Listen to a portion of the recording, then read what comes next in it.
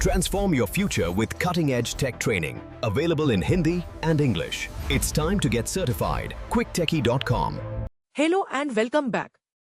आज के इस बेहतरीन ट्रेनिंग सेशन में हम पालो ऑल्टो नेटवर्क्स के प्रिस्मा SD-WAN आर्किटेक्चर को डीप डाइव करेंगे। हमारा पूरा quicktechie.com पर पालो अल्टो SD-WAN सर्टिफिकेशन के लिए उपलब्ध हैं full length training modules. Industry के एक्सपर्ट्स द्वारा पूरी तैयारी करें और आज ही सफल हों। फोकस इसके 3 सबसे इम्पोर्टेंट पिलर्स पर होगा: कंट्रोलर, ION डिवाइसेज और फैब्रिक। अगर आप नेटवर्किंग बैकग्राउंड से हैं, तो ये कॉन्सेप्ट आपके लिए गेम चेंजर साबित होने वाला है। तो चलिए बिना किसी देरी के शुरू करते हैं और नेटवर्किंग के इस नए दौर को एक्सप्लोर करते हैं। Hello and welcome back. सबसे पहले समझते हैं कि प्रिस्मा SD-WAN आखिर है क्या। फर्स्ट प्रिंसिपल से सोचे तो पुराने नेटवर्क्स बहुत ही रिजिड हुआ करते थे। डेटा सेंटर ही सब कुछ था और सारा ट्रैफिक वहीं से होकर गुजरता था। लेकिन आज के टाइम में जब सब कुछ क्लाउड और SaaS ऐप्स पर चल रहा है, तो पुरानी पैकेट बेस्ड राउटिंग काम नहीं आती। इसीलिए हमें प्रिस्मा SD-WAN की जरूरत पड़ी। ये एक जनरेशन 2 यानी जेन 2 SD-WAN सोल्यूशन है जो पूरी तरह से एप्लीकेशन डिफाइंड है। इसका मतलब है कि ये पैकेट्स को नहीं बल्कि सीधे एप्लीकेशंस को समझता है। चाहे वो जूम कॉल हो या सेल्सफोर्स, ये लेयर 7 तक ट्रैफिक को पहचानता है। इस आर्किटेक्चर में 3 मेन पिलर्स होते हैं। पहला है क्लाउड कंट्रोलर जो दिमाग का काम करता है। दूसरा है ION डिवाइस जो नेटवर्क के हाथ पैर हैं और ब्रांच में लगते हैं। और तीसरा है ऐप फैब्रिक जो इन सबको आपस में जोड़ता है। इस ट्रेनिंग सेशन में हम इन तीनों को बहुत ही सिंपल लैंग्वेज में डिकोड करेंगे ताकि आप इसके बेसिक्स को आसानी से समझ सकें। ये आर्किटेक्चर आपको जबरदस्त परफॉर्मेंस, सिक्योरिटी और ऑटोमेशन देता है। हेलो, इस डायग्राम में हम प्रिस्मा SD-WAN सोल्यूशन का एक हाई लेवल ओवरव्यू देख रहे हैं। टॉप नोड से 3 अलग अलग ब्रांचेस निकल रही हैं।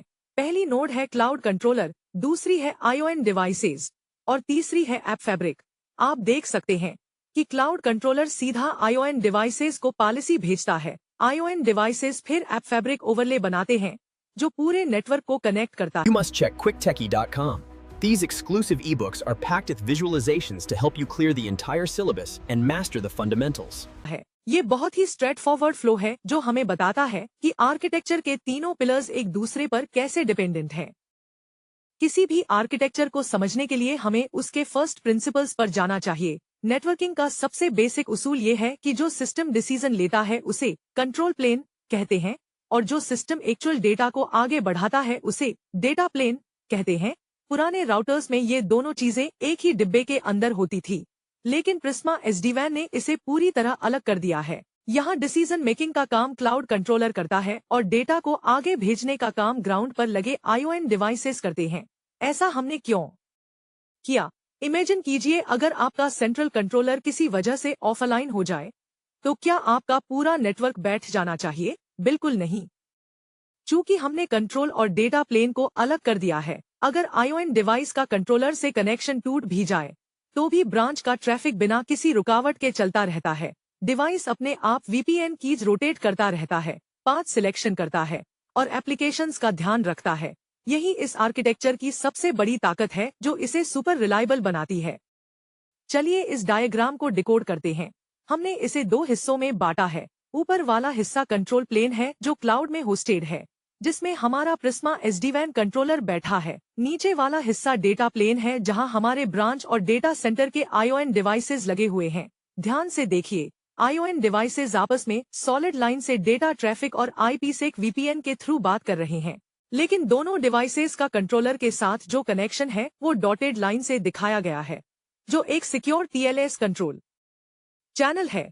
ये साफ दिखाता है कि डेटा ट्रैफिक कभी भी कंट्रोलर के पास नहीं जाता, वो सिर्फ ION डिवाइसेस के बीच ही रहता है। नेटवर्क के दिमाग की बात करते हैं, यानी प्रिस्मा SD-WAN क्लाउड कंट्रोलर। ये कोई साधारण सर्वर नहीं है, बल्कि एक globally distributed cloud native management system है। पहले के टाइम में नेटवर्क एडमिन को हर एक राउटर पर मैन्युअली जाकर कमांड लाइन इंटरफेस से कोडिंग करनी पड़ती थी। ये बहुत टाइम टेकिंग और रिस्की था। इस प्रॉब्लम को सॉल्व करने के लिए ये कंट्रोलर लाया गया। इसका स्ट्रेटा क्लाउड मैनेजर एक सिंगल पेन ऑफ ग्लास देता है, यानी एक ही स्क्रीन से आप पूरी दुनिया में फैले हुए अपने नेटवर्क को मैनेज कर सकते हैं। आप यहाँ पर path policy, quality of service, net और सिक्योरिटी पॉलिसी सिर्फ एक बार डिफाइन करते हैं। और कंट्रोलर ऑटोमेटिकली उसे सारे ION डिवाइसेस पर पुश कर देता है। ये कंट्रोलर दुनिया के अलग अलग हिस्सों में मल्टीपल रीजियंस जैसे अमेरिका, यूरोप और एशिया पैसिफिक में होस्टेड है ताकि ये हमेशा अवेलेबल रहे। ये API फर्स्ट स्ट्रेटेजी पर बना है, जिसका मतलब है कि इसके साथ मशीन लर्निंग और AIOps जैसे एडवांस फीचर्स बहुत ही स्मूथली काम करते हैं, जो नेटवर्क में कोई भी प्रॉब्लम आने से पहले ही आपको अलर्ट कर देते हैं। ये एक बहुत ही सिंपल स्टेट डायग्राम है जो कंट्रोलर के वर्कफ्लो को समझाता है। शुरुआत स्ट्रेटा क्लाउड मैनेजर से होती है जहां एडमिनिस्ट्रेटर लॉगिन करता है। वहां से वो 3 मेन काम कर सकता है: पाथ पॉलिसी बनाना, QoS पॉलिसी सेट करना या सिक्योरिटी पॉलिसी डिफाइन करना। एक बार ये पॉलिसी बन जाती है तो अगला स्टेप होता है पुश टू डिवाइसेस, यानी कंट्रोलर इन सारी पॉलिसीज को लेता है और ऑटोमेटिकली सभी कनेक्टेड ION डिवाइसेस पर अप्लाई कर देता है और प्रोसेस कंप्लीट हो जाता है। कंट्रोलर तो हमने समझ लिया, पर ग्राउंड लेवल पर असली काम कौन करता है? यहाँ एंट्री होती है ION डिवाइसेस की, जिसका फुल फॉर्म है इंस्टेंट ऑन नेटवर्क। आप इन्हें नेटवर्क की मसल्स या हाथ पैर समझ सकते हैं। ये हार्डवेयर अप्लायंसेज भी हो सकते हैं और सॉफ्टवेयर के फॉर्म में वर्चुअल मशीन भी हो सकते हैं, जिन्हें हम AWS या Azure जैसे क्लाउड पर चलाते हैं। छोटे ऑफिस के लिए ION 1000 सीरीज से लेकर बड़े डेटा सेंटर्स के लिए ION 9000 सीरीज तक मॉडल्स अवेलेबल हैं।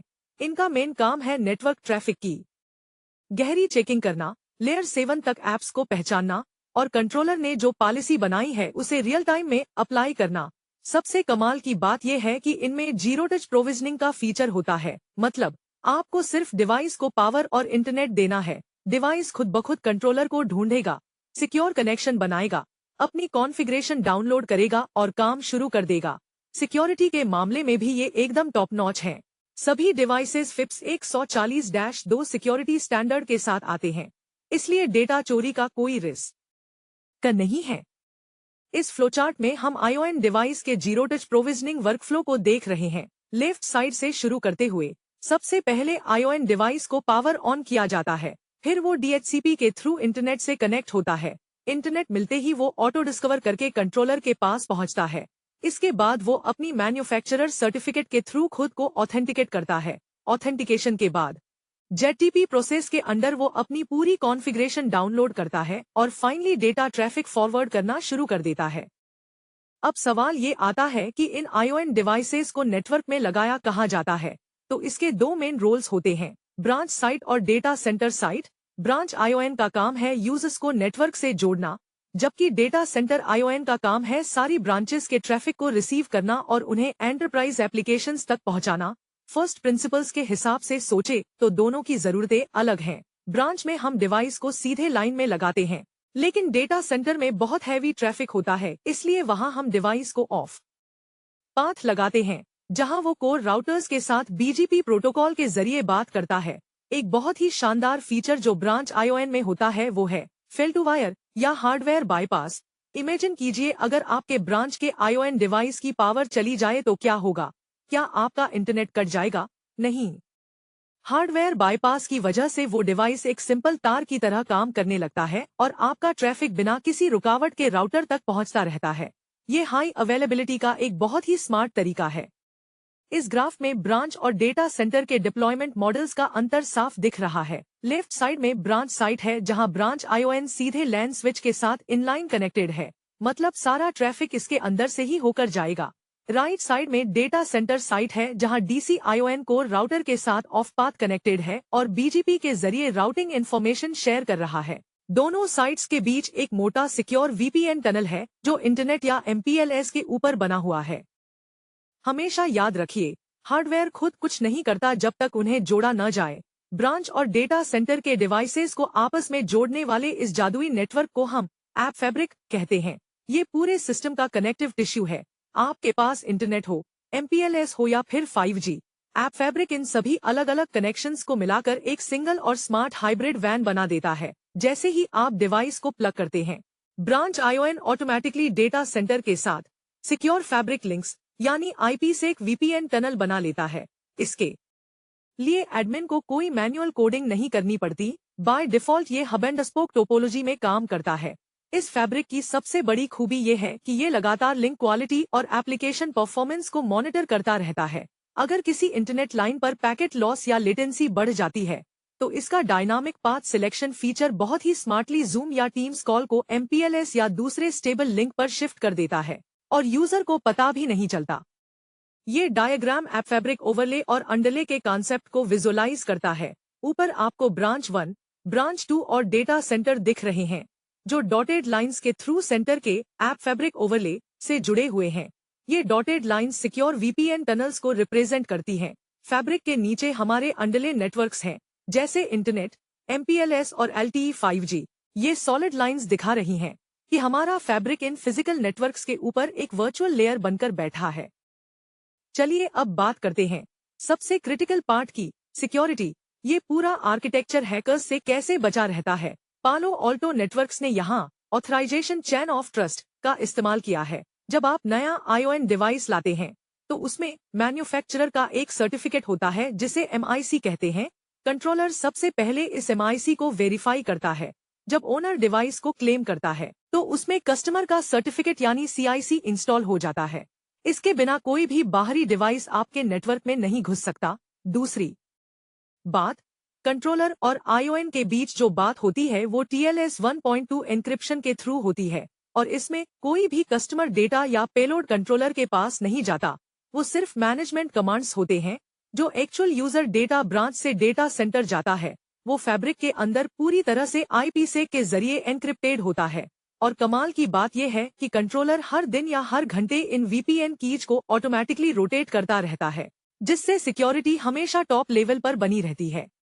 ये एक सीक्वेंस डायग्राम है जो सिक्योरिटी के स्टेप बाय स्टेप फ्लो को दिखा रहा है। सबसे पहले ION डिवाइस क्लाउड कंट्रोलर को अपना MIC प्रेजेंट करता है। स्टेप 2 में कंट्रोलर उसे वेरीफाई करके CIC इंस्टॉल करता है। स्टेप 3 में कंट्रोलर पॉलिसी और सीक्रेट्स डिवाइस को पुश करता है। स्टेप 4 में हमारा डिवाइस दूसरे पीयर ION डिवाइस के साथ नॉनसेस एक्सचेंज करता है। और फाइनली स्टेप 5 में दोनों डिवाइसेस के बीच एक secure IPsec data channel establish हो जाता है।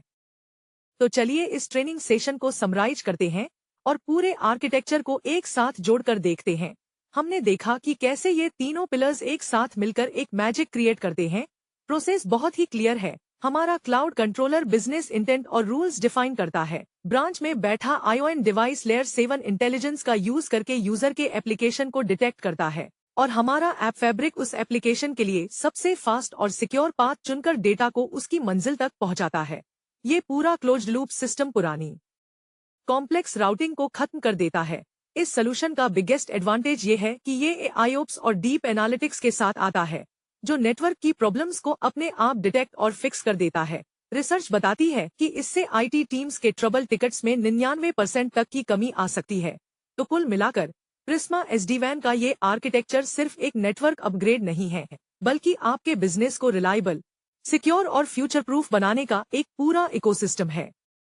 ये हमारा फाइनल कंक्लूजन ग्राफ है। यहाँ टॉप पर क्लाउड कंट्रोलर है जो बिजनेस इंटेंट सेट कर रहा है। लेफ्ट में ब्रांच ION है जो ऐप डिटेक्शन कर रहा है और राइट में डेटा सेंटर ION है जो एप्स होस्ट कर रहा है। ये तीनों एरोज सेंटर में ऐप फैब्रिक की तरफ पॉइंट कर रहे हैं जो इन सबको जोड़कर एक यूनिफाइड WAN बनाता है। और फाइनली फैब्रिक से एक आउटपुट निकल कर नीचे जा रहा है जो है एक्सेप्शनल यूजर एक्सपीरियंस और IOPS एनालिटिक्स। यही हमारे इस पूरे सोल्यूशन का अल्टीमेट गोल है।